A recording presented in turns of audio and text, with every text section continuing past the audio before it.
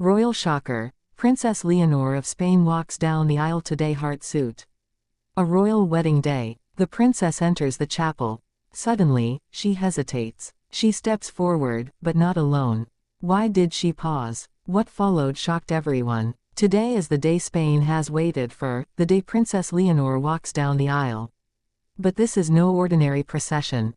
Behind her veil, tension swirls. Before she reaches the altar, a moment unfolds that no one expected. She appears at the top of the nave, framed by sunlight streaming through stained glass. The hush of the congregation falls. Her figure, elegant and resolute, moves forward. Yet as she takes the first step, she pauses. A breath held. A flash of uncertainty, or perhaps intention. Cameras capture the flicker in her eyes. Whispers ripple among guests. Why did she stop? What passed in that heartbeat? That pause set hearts racing. It declared that this wedding would not be script-bound. It signaled a story shaped by intention, not tradition.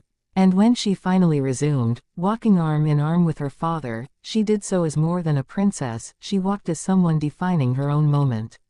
Inside, her fiancé waits at the altar, steeling himself. Their eyes lock briefly, a connection that says, "We are doing this together." She moves forward, and with every step, the weight of legacy presses lightly on her shoulders. Yet her posture is straight. Her heart, firm. As she approaches, the guests rise. The royal family watches, some with pride, others with apprehension. The king's face is composed, the queen's eyes glisten. Aunts and uncles shift in their seats. Diplomats and dignitaries lean forward. Everyone senses something new is unfolding. Leonor's entrance did more than mark a milestone. It rewrote expectations. From that brief hesitation to her composed carriage, she showed that she will not be a passive participant. She will own her story. And the world watched, breathless. But this was only the beginning. Before she walked that aisle, there were days of private decisions, of palace discussions behind closed doors. And after she reaches the altar, more surprises await, reverberations that will echo across Spain and beyond. Why did she pause? Were those moments of nervousness, or strategic calculation? Did someone whisper into her ear? Was a last-minute change made? Those questions haunted royal watchers. Some say a note was handed to her seconds before her step. Others claim an aide cautioned her whisperingly. In the build-up to today, many felt the wedding would be flawless, classical, predictable. But Leonor has been preparing not for predictability, but for authenticity. Her education, her public appearances, her growing voice within the monarchy, all pointed toward a moment like this. She came into her own.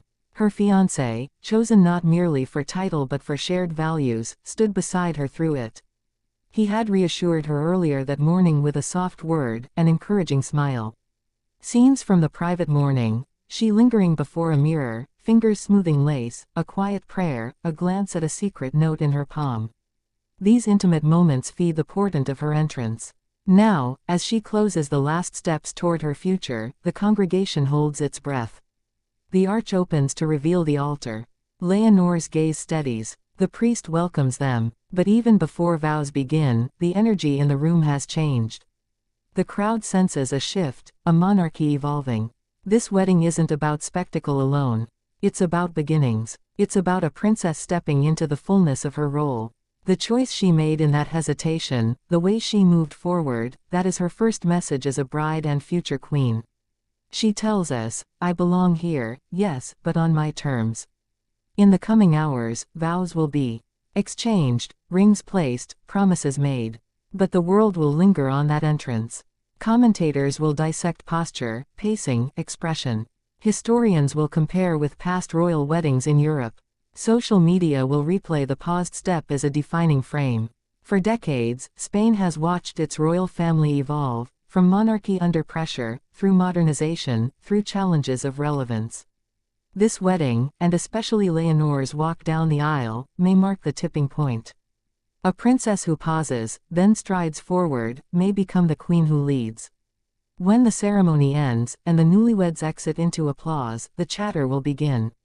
What did that hesitation mean? Will the tone of her reign be bold, unpredictable? How will she balance duty and personal voice? How will her husband support her? And how will Spain respond to a royal who shapes her own narrative? By the time they step out under petals and cheers, the world will realize, this was not just a wedding procession.